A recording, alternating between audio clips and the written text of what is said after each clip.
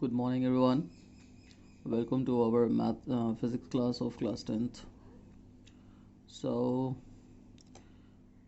as you all know, we are continuing with the chapter that is electric current electricity.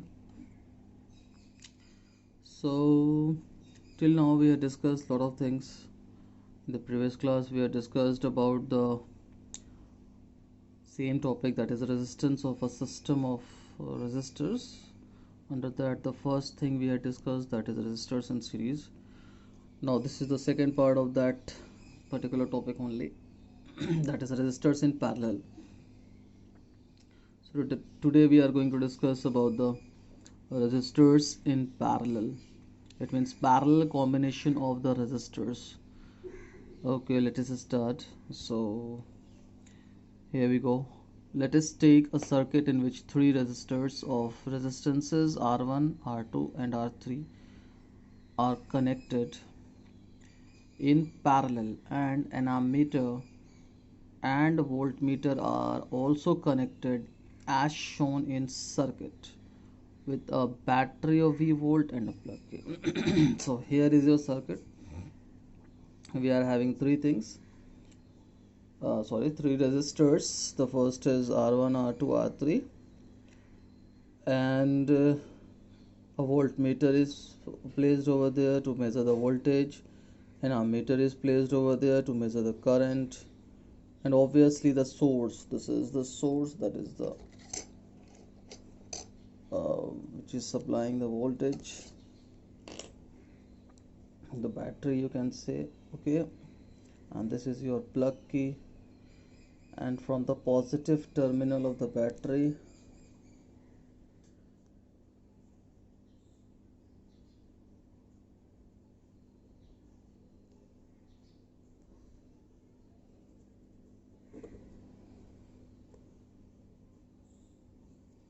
of the battery,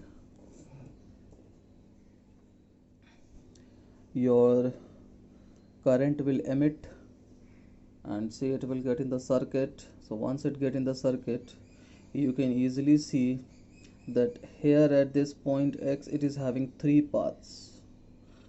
Now where to go? So since it is a electric current, and the number of charges are moving in this path, now here some of the charges will take this path, some will take this path, and some will take this path. So that's why current I will distribute itself in three forms, that is I1, I2 and I3. And after moving from these three resistors, it will again come back to this point Y, and again become it means again they add together and become I, and get back to the battery source.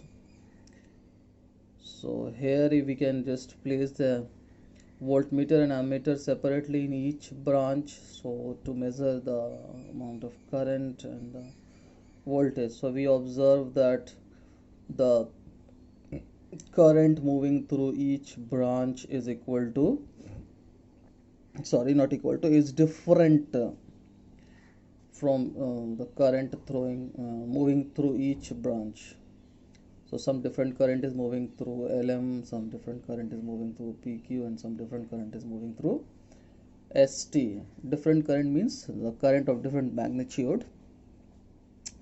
Okay, and when the voltage will be measured with the voltmeter, the voltage has been found equal or same in all the branch, because they are connected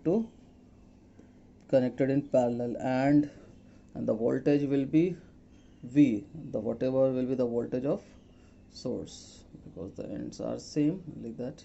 Okay, now I've written here note. Experimentally, the same thing which I discussed. Experimentally, it was found that the current flowing through each resistor will be different by joining the ammeter in each branch of circuit, but the voltage across the ends of each resistor will be same, that is V. So we can conclude that the resistor through which the different values of current flow will be in parallel combination. So this is a thing, one thing with which you can identify in a complicated circuit that which two resistors are in contact of parallel and are in contact of series. So this is the best way of finding out, that you check out the currents in which any two or more resistors which are having same magnitude of current, so that is in series, and which is having different magnitude of current, so that is in parallel. Okay, now moving on. Now see here, so now let us simplify the circuits. So now simplifying the circuit, so we had simplified the circuits, so only showing the resistance R1, R2 and R3 and the battery and the plug in. The current is moving. Again the current will break into three parts, I1, I2 and I3. I had shown them.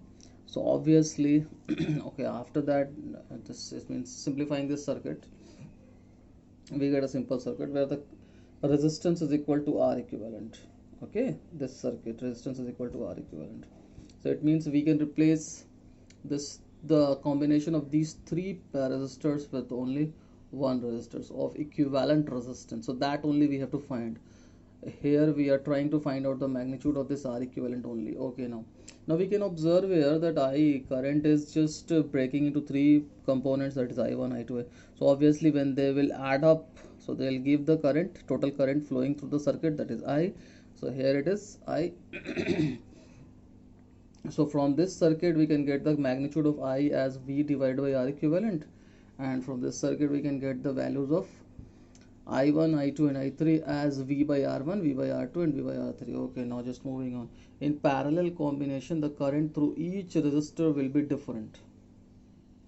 The current through each resistor will be different. Okay, we know that. So if the current through each resistor will be different, then obviously the final current, that is I, is equal to I1 plus I2 plus I3. So that we had shown.